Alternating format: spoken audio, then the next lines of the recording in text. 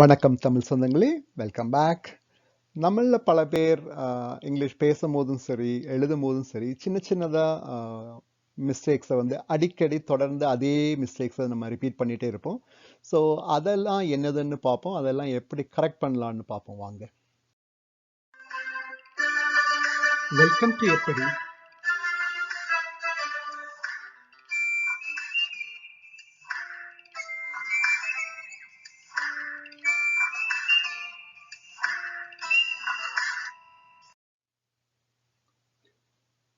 Rerun the job again. இது வந்து பரவலாக மேனுஃபேக்சரிங் செக்டர்லேயும் சரி, ஒரு ஐடி செக்டர்லேயும் சரி, நிறைய பேர் வந்து நல்லா படித்தவங்களே பண்ணக்கூடிய ஒரு மிஸ்டேக் வந்து ரீரன்னே வந்து திரும்ப ரன் பண்ணுறது. ஸோ அப்போ வந்து நம்ம ஒரு சென்டென்ஸில் ரீரன் இருக்கும்போது வந்து மறுபடியும் அதை அகெயின் போட வேண்டிய அவசியம் கிடையாது. ஏன்னா அகெயினே வந்து ரீக்குள்ளே இருக்குது, ஒளிஞ்சிட்டு இருக்குது. ஸோ கரெக்டான சென்டென்ஸ் வந்து ரீரன் த ஜாப். அகெயின் வந்து அதில் வராது. So rerun the job. So நம்மள நிறைய பேர் வந்து அந்த பையன் வந்து என்னோட ஃப்ரெண்டுக்கு அவனுக்கும் மேரேஜ் ஆயிருக்கு அப்படின்னு சொல்லுவோம்ல.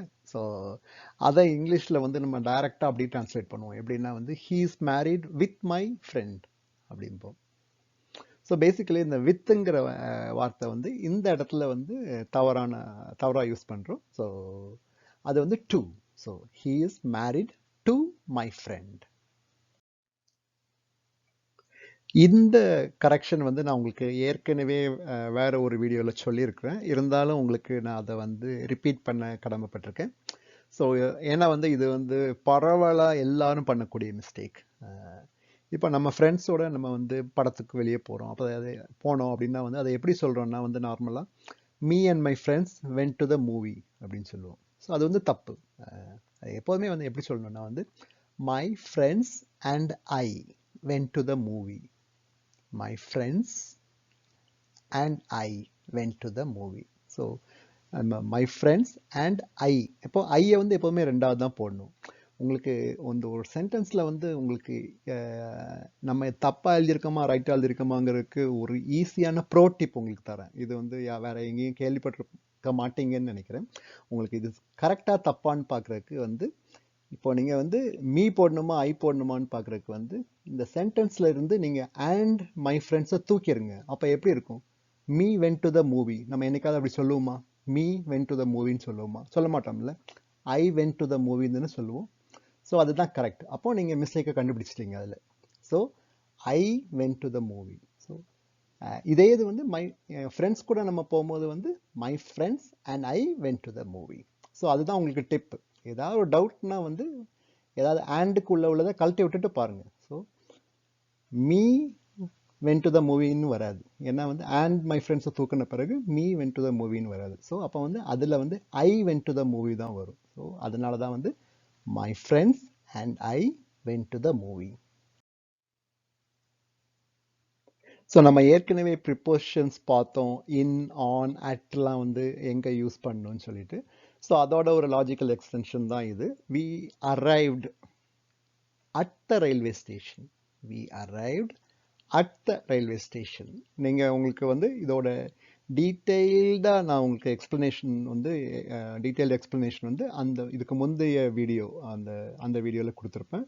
ஸோ எப்போ இன் போடணும், எப்போ ஆன் போடணும், எப்போ அட் போடணும்னு சொல்லிட்டு அதை நீங்கள் பாருங்கள். அதை பார்த்தீங்கன்னா உங்களுக்கு புரியும். ஸோ இந்த இடத்துல வந்து we arrived at the railway station.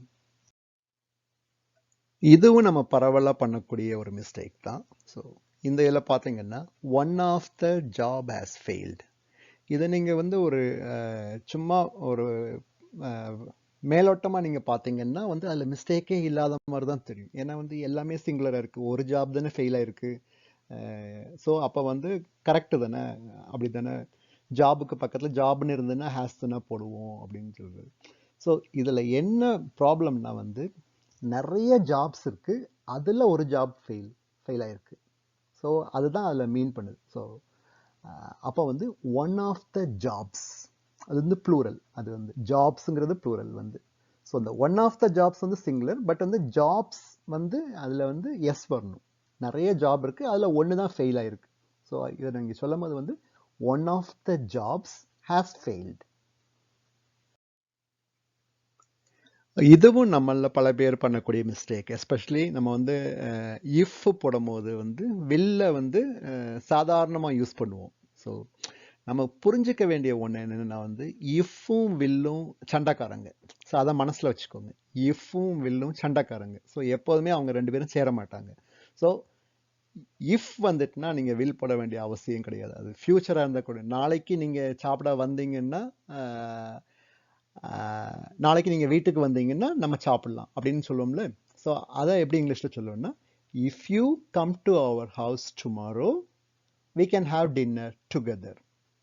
If you come to our house tomorrow we can have dinner together.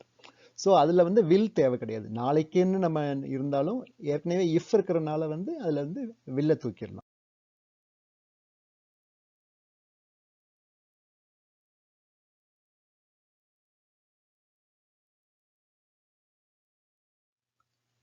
So உங்கள் தம்பிக்கு எத்தனை குழந்தைங்க அப்படின்னு கேட்கும் போது அவங்க பதில் எப்படி இருக்குன்னா வந்து my brother have one son and one daughter. So எப்போதுமே நீங்கள் ஒன்று புரிஞ்சுக்கணும் வந்து இதில் வந்து ரெண்டு பேர் சொன்னனால இங்கே ஹேவ் போடக்கூடாது. இதில் வந்து சப்ஜெக்ட் வந்து my brother. So my brother வந்து சிங்குலர், அவர் தான் singular. So my brother has அப்படின்னு தான் சொல்லணும். My brother has. இங்கே வந்து ஒன் சன் அண்ட் ஒன் டாட்டரை வந்து சிம்பிளாக இங்கிலீஷில் எப்படி சொல்லுவேன்னா, my brother has a Sun and a daughter. My brother has a Sun and a daughter. So இது ஒரு கிளாசிக் கேஸ். நமக்கு வந்து எனி ஒன் அது ஒரு வார்த்தையா இல்லை ரெண்டு வார்த்தையான்னு தெரியாது. ரெண்டையும் மாற்றி மாற்றி யூஸ் பண்ணுவோம். சில நேரங்களில் வந்து கேப் விட்டு எனி ஒன்றுன்னு யூஸ் பண்ணுவோம். சில இதில் ஒரே வார்த்தையாக யூஸ் பண்ணுவோம். ஸோ ரெண்டுக்கும் உள்ள சிம்பிளாக ரெண்டுக்கும் உள்ள டிஃப்ரென்ஸ் நான் உங்களுக்கு சொல்லிடுறேன். அப்போ உங்களுக்கு ஈஸியாக புரிஞ்சிடும். ஸோ ஒரு சென்டென்ஸ் சொல்கிறேன். Any one can play. யார் வேணாலும் விளையாடலாம். அதே மாதிரி வந்து any one of the players can win. So யார் வேணாலும் விளையாடலாம், அது வந்து எனி ஒன், அது வந்து ஒரே வார்த்தை எனி ஒன்ங்கிறது வந்து. இதே வந்து any one of the players, அவங்க விளையாடுற ஆட்களில் ஒரு 10 பேர் விளையாடுறாங்கன்னா அவங்கள யார் வேணாலும் ஜெயிக்கலாம். ஒரு ஆள், அதில் ஒரு ஆள் வந்து ஜெயிக்கலாம். ஸோ எனி ஒன் அது வந்து ரெண்டு வார்த்தை எனி ஒன். ஸோ அதான் டிஃப்ரென்ஸ். எனி ஒன் ஒரு வார்த்தை ஒரே வார்த்தையாக இருக்கும் போது வந்து யார் வேணாலும் விளையாடலாம், அதாவது any one can play. So அது வந்து சிங்கிள் வேர்டாக இருக்கும் எனி ஒன் சொல்லிட்டு. இப்போ வந்து any one of the players, அது அப்போ நம்ம தனித்தனியாக பிரிக்கிறோம். எனி தனியாக, ஒன் தனியாக பிரிக்கிறோம். மே வின். ஸோ இதான் டிஃப்ரென்ஸ் ரெண்டுக்கும். ஸோ நம்ம கிரவுண்டில் வந்து 4-5 பேர் விளாண்டுட்டு இருக்காங்க. என்னையும் உங்கள் டீமில் சேர்த்துக்கோங்க அப்படின்னு சொல்கிறது வந்து நம்ம போனோடனே என்ன சொல்லுவோம்னா, please join me in your team. So please join me in your team, அது வந்து தப்பு. ஸோ நம்ம என்ன கேட்குறோன்னா வந்து நீங்களாம் விளாண்டுட்டு இருக்கீங்க, டீம் சேர்ந்து விளாண்டுருக்கீங்க, என்னையும் உங்கள் டீமில் சேர்த்துக்கோங்க. ஸோ அப்போ சிம்பிளாக நம்ம அதை எப்படி சொல்லலாம்னா வந்து please allow me to join your team. Please allow me to join your team. So IPL season நடந்துட்டு இருக்கிறதுனால மறுபடியும் ஒரு கிரிக்கெட் ரிலேட்டடாக ஒரு சென்டென்ஸ். இப்போ நமக்கு கிரிக்கெட் பிடிக்குது அப்படிங்கிறத வந்து நிறைய பேர் வந்து கொஞ்சம் குழம்பி போய் சொல்லுவாங்க. I like very much cricket, அதாவது எனக்கு கிரிக்கெட் ரொம்ப பிடிக்கும் அப்படிங்கிறத வந்து I like very much cricket அப்படிம்பாங்க. ஸோ அது வந்து தப்பு. இதை வந்து நிறைய விதத்தில் தப்பாக சொல்லுவாங்க. இது வந்து ஒரு விதம் இது வந்து. ஸோ இதை சிம்பிளாக கரெக்டாக சொல்கிறது வந்து இந்த வெரி மச் தூக்கி கடைசியில் போட்டுருணும், அவ்வளோதான். So I like cricket very much, அவ்வளோதான். இல்லை நீங்கள் வந்து ரொம்ப காம்ப்ளிகேட் பண்ணாமல் வந்து ஐ லைக் கிரிக்கெட்னே சிம்பிளாக சொல்லி முடிச்சிருங்க. எப்பெல்லாம் வந்து உங்களுக்கு டவுட் இருக்கோ அப்போ பின்னாடி உள்ள தொடுக்கெல்லாம் கழட்டி விட்டுருங்க. ஸோ சிம்பிளாக ஐ லைக் கிரிக்கெட்னே சொல்லுங்கள். இல்லாட்டினா I like cricket very much. சரி சொந்தங்களே, இன்னைக்கு நாம் பார்த்த அனைத்து சிம்பிள் மிஸ்டேக்ஸும் நீங்கள் ஈஸியாக நீங்கள் கரெக்ட் பண்ணிக்கலாம். ஸோ உங்கள் டெய்லி யூஸ் சென்டென்சஸில் வந்து இந்த கரெக்ஷன்ஸ்லாம் சிம்பிள் கரெக்ஷன்ஸ் எல்லாம் வந்து இன்கார்பரேட் பண்ணி நீங்கள் வந்து இன்னும் கொஞ்சம் கரெக்டாக இங்கிலீஷ் பேசுவீங்கன்னு நான் நம்புகிறேன். மறுபடியும் அடுத்த வீடியோவில் சந்திக்கலாம். அதுவரை ப்ளீஸ் பி சேஃப்.